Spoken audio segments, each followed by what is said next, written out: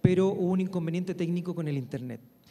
Y ya está solucionado. Y no los queríamos poner en riesgo, porque lo que queremos es que se suban al escenario, tengan la oportunidad de presentar su solución y salga de la mejor manera posible. Entonces, por eso tuvimos que suspender esa ronda, pero ya la vamos a tener en un par de minutos más. Y ya está el siguiente speaker acá. Hola. Latinia, don Daniel Hola. Hola. Aguilar. Ya es parte de la casa, ya no necesitas presentación. Yo creo que sí. ¿Cierto? Cierto. Daniel, Pato. bienvenido, gracias por estar con nosotros en varios Digital Bank y tenemos que confesar algo. Yo ahora ¿saben lo que significa copiar, cierto? ¿Cierto? Miren. A ver. Esas Ahí son está. las... Ahí está en rojo. Tenemos rojo, ¿no? Por Ahí supuesto. estamos. Vamos a empezar Los a vender calcetines de la innovación. calcetines de la innovación, los zapatos de la innovación de Ramón, así que el rojo la lleva. Por supuesto. Vamos, Daniel, un Gracias, abrazo. Pato. Bueno, buenos días. Es una gran hora antes del almuerzo. Gracias por la presencia. Gracias, Pato, Ramón, por un espacio nuevamente para presentar. Hoy vamos a romper un poco la dinámica que hemos estado teniendo en la mañana para comentarles acerca de efectivamente la transformación digital y sobre todo porque a algunos bancos todavía les cuesta un poco embarcarse en todo esto. En 2 slides decirles quién es Latinia, ya tendré la oportunidad de ir a conocer a los que no conozco, ya conozco a la mayoría de ustedes, pero para ir a sus oficinas y contarles de qué es Latinia. Pero Latinia es una empresa que hoy en día nos dedicamos a hacer soluciones de comunicaciones entre el banco y sus clientes. Eso suena muy loco. Con Patricio estuvimos tratando de hacer este movimiento, no nos salió, casi a Pato se le daña la columna. Pero lo que queríamos mostrar con esta slide es ver un poco la evolución versus una película que yo creo que a muchos de los que están aquí les encanta, por lo menos a mí sí, de cómo es la banca. La banca se mueve, si se acuerdan de Matrix, la primera, cuando los agentes perseguían a Neo, la banca se mueve más o menos así, se mueve reactivamente de acuerdo a cómo van llegando las balas. ¿Cómo debería ser una banca en la actualidad? Como la siguiente película, es decir, cuando Neo ya no tiene que esquivar las balas, sino que simplemente se prepara y se anticipa para parar estas. Si aún con esto no logro hacerme entender de cómo debería ser un poco la transformación digital, veamos algo mucho más novedoso que pasó el año pasado con esta gran película que si no la han visto, se la recomiendo mucho, que fue Bohemian Rhapsody. Lo interesante que tiene Queen y Freddie Mercury liderando esta banda es que ponían al cliente en el centro de lo que querían hacer como música, que es lo que deberíamos hacer nosotros en la banca, ¿ya? Sin seguir un poco más, o sea, más bien, continuamos un poco más hablando de esto, les decía que Latinia es una empresa de comunicaciones, que estamos ayudando a los bancos, porque definitivamente si dentro del banco no sabemos qué decirle a los clientes, hay otras empresas que ya lo están haciendo. ¿Ya? Y mucho más si a mí me queda muy fácil saber cuáles son los hábitos de consumo de los clientes, quién es este cliente, cómo se comporta, tendrá dinero para pagar sus deudas el próximo mes o no los tendrá, etc. Metémonos en materia sobre lo que significa la transformación digital. Y aquí muchos dirán que les voy a dar un poco duro, pero es que realmente la banca sigue haciendo lo mismo de hace 200 años para acá. Solamente transformando pantallas, no todos obviamente, transformando pantallas de una manera a otra. Ya los que se acuerdan, la primera banca o el primer canal electrónico fue el ATM, el cajero automático. La primera banca por internet era muy similar a lo que era un ATM. Prácticamente esa pantalla del ATM se trajo a lo que era la primera banca por internet. Lo mismo pasó cuando salió la primera banca móvil. Trajimos lo que era la banca por internet y lo pusimos en el móvil, etc. Pero realmente una transformación digital es la que nos ha estado costando. Algunos ya hemos avanzado en esto, pero nos sigue costando un poco acerca de cómo llegar ahí. ¿Ya? Definitivamente no tenemos que discutir si lo tengo que hacer o no lo tengo que hacer, si tengo que cambiar, si tengo que renovar, si tengo que apoyarme en tecnología o no. Eso es algo que ya está, es decir, lo tengo que hacer, es cuándo lo hago, cuándo es el mejor momento para hacerlo. Porque lo que sí sabemos es que esta transformación digital o ese nuevo banco digital o como yo quiera verme, no es un traje a la medida. No como lo hace el banco de al lado o el banco del país de al lado, me va a funcionar a mí exactamente. Hay unos lineamientos que me van a funcionar.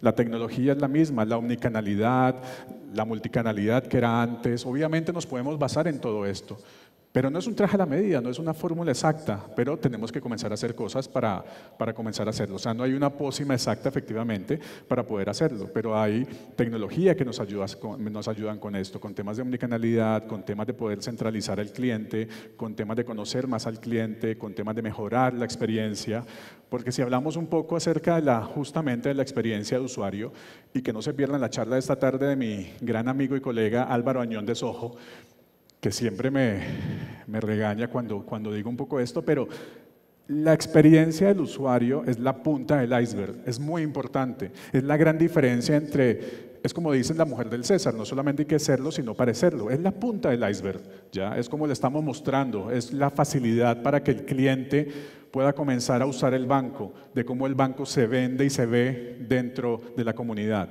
Pero lo que hay abajo es mucho más importante, acomodar. Por ejemplo, el tema del ADN de un banco omnicanal es algo que pasa dentro de toda la institución. Es decir, la finalidad de esto debe ser que si yo tengo una campaña que puedo ponerle en una valla publicitaria por internet, que la mando vía mail o vía push notification, por cualquier canal que tenga el cliente, cuando el cliente venga a mí, que yo soy el banco, tenga la misma información y sea coherente por cualquiera de estos canales, así sea el call center. Cuando logremos hacer esto y ese ADN sea totalmente dentro del banco, eso va a ser muy potente, que realmente lo que deberíamos perseguir. Porque definitivamente, como creo que fue que Ramón lo dijo en la primera charla en la mañana, tenemos que aprender a redescubrir esta relación sentimental con el dinero, ¿ya? Los millennials hoy en día no la tienen, no tienen esta relación, simplemente ven al banco como un facilitador que tengo en el camino para lograr algo. Pero esa relación sentimental con el dinero, ese querer ahorrar, querer tener un depósito, querer tener estas cosas, hay que comenzar a ver de qué manera lo vamos a lograr. Porque es muy importante que la banca comience a pensar efectivamente en el cliente y en cómo evitar la fricción. Esto es fácil decirlo y hay un ejemplo que sigue siendo muy válido para poder explicar cómo evitamos la fricción. Por ejemplo, hay un banco en Estados Unidos, o más bien, en todo el mundo y en los bancos de ustedes sabrán perfectamente que si miramos en la banca móvil, la mayor transaccionabilidad de la banca móvil es la consulta del saldo. Sigue siendo el día de hoy. Seguimos metiendo mucho más servicios, pero la consulta del saldo es lo que más hacen nuestros clientes en nuestra app de banca móvil. Sabiendo eso, y aún así tenemos que para que consulte el saldo, sigue estando el login, en algunos bancos inclusive aparte del login que es el usuario y la clave, pedimos un token adicional por seguridad. Este banco en Estados Unidos, para evitar la fricción, lo que hace es darte el saldo en línea, una vez que te diste de alta y lo aprobaste y firmaste que eras tú, y te lo presenta. Cosa que evitaste la fricción, no te pido el login para que veas el saldo. Si quiero mover el dinero ya me va a pedir una segunda clave o un factor mucho más potente de autenticación, pero evito esa fricción. Como esos hay muchos más ejemplos, pero como para que lo sepamos. Porque no es la idea levantar muros a los Donald Trump, ¿ya? La idea es derribar todas estas instancias que hoy en día nos están poniendo entre el cliente y el banco. Comenzar a redescubrir un poco más esta relación también. Y para lograr esto, los bancos tienen un camino bastante trazado, pero con mucha información que lo pueden hacer, y es comenzar a mirar cuáles son las metas que tienen los clientes, cuál es el comportamiento que tienen. Si se dan cuenta, los bancos tienen todo. Yo hoy en día sé si soy un banco, puedo saber cuánto ganan mis clientes, cuánto gastan mis clientes, cuánto le cuesta la casa que se compró y está pagándome a través de la hipoteca en el banco, su automóvil, etcétera. Todo eso está ahí. Si comienza a jugar con toda esa información, yo sé qué va a querer. Yo me puedo anticipar a lo que quiere para poder ofrecérselo, obviamente, y que se endeude más. Ahora, en este camino de comunicarme con el cliente, porque una cosa es que me vaya aquí a tomarme un café en el Juan Valdez y cuando pague con mi tarjeta me dice, oye, acabas de gastarte $3 en un café en el Juan Valdez, que eso es tiempo real. También hay otra que es el tiempo ideal, es decir, no es lo mismo real time que right time. ¿Cuál es el mejor momento para decirle algo? Me explico con un ejemplo. Ya, obviamente, si yo me tomo un café en el Juan Valdez, yo quiero que el banco me esté diciendo, te acabas de pagar $3 en un café. Eso lo quiero hacer por percepción de seguridad, lo quiero tener. Pero tiempo ideal, imagínense que tienen una campaña en el banco de una tasa especial en un crédito hipotecario por el mes de febrero. Pero no necesariamente porque un cliente se autentique en la banca online, y hace una simulación de un crédito de una casa, tengo que comenzar a perseguirlo en tiempo real, de oye, cómprate ya tu casa que sé que quieres y con una tasa especial por el mes de febrero. No, un tiempo ideal es esperar que ese mismo cliente en un periodo de un mes consecutivo haga la misma simulación. Eso me da la tranquilidad de que ese cliente realmente está interesado. Comenzar a aprender de estas cosas y ser mucho más asertivo es la gran diferencia entre volverme spam y ser mucho más, tener mucho más conocimiento de nuestros clientes. Eso es muy importante, porque saber qué decirle al cliente es tan importante como saber qué no decirle a los clientes. Y para eso, y una cervecita no caería mal para el almuerzo, pero para eso tendremos que saber cómo filtrar esa información, estar escuchando todo esto que está pasando en la transaccionabilidad de los clientes para saber qué voy a decirle.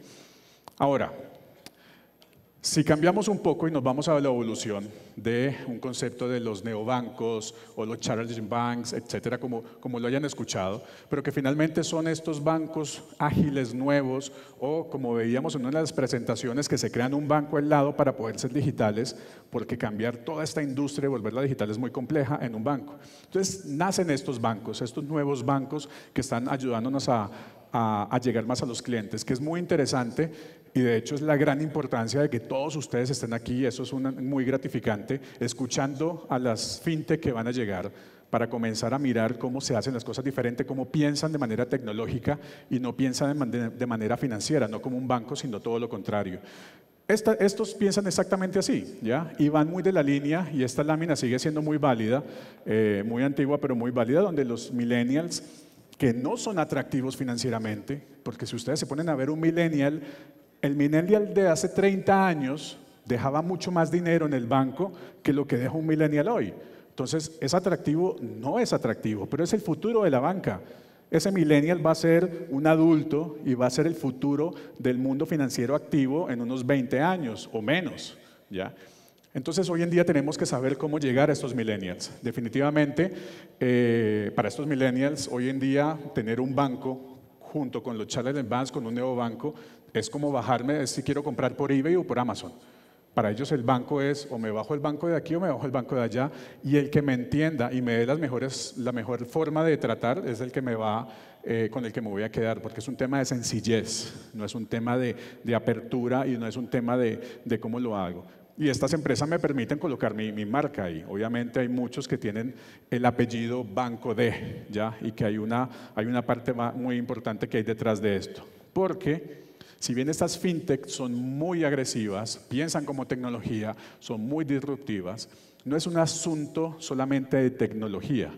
Ya, muchos chicos de pelo largo están en su casa tratando de crear una aplicación que sea muy interesante para un banco. Pero es un asunto de confiabilidad. Es por eso que los bancos confían en estas, hay una sinergia muy grande para poder hacer cosas muy interesantes en el mercado. Definitivamente, y ya concluyendo un poco, no tratemos tampoco de hacer el negocio de la banca sencillo. No es un eBay, no es un Amazon, no es tan sencillo. Somos más complejos que un Uber de llevar de un cliente A, del punto A al punto B. Ya es mucho más complejo de eso. Pero si no nos olvidemos de hacer lo más importante, que es conocer al cliente. Para terminar, les quiero mostrar un video de un ejemplo de algo que no es banca, pero cómo están haciendo las cosas. Domino's Pizza, si me ayudas con un clic ahí en el video. Domino's Pizza, que todo el mundo sabe que es Domino's Pizza. Miremos el video y les digo.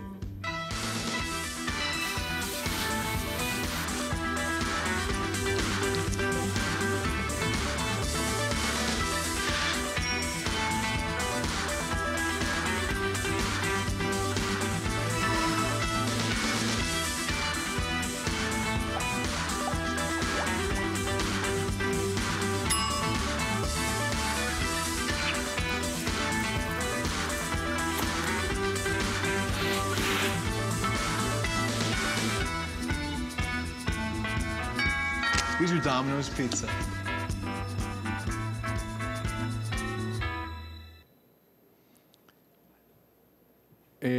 Definitivamente, Domino's Pizza hoy en día está recolectando datos, los sabores más pedidos en cierta región de los países, los clientes, qué es lo que más les gusta pedir en el horario, etcétera, etcétera.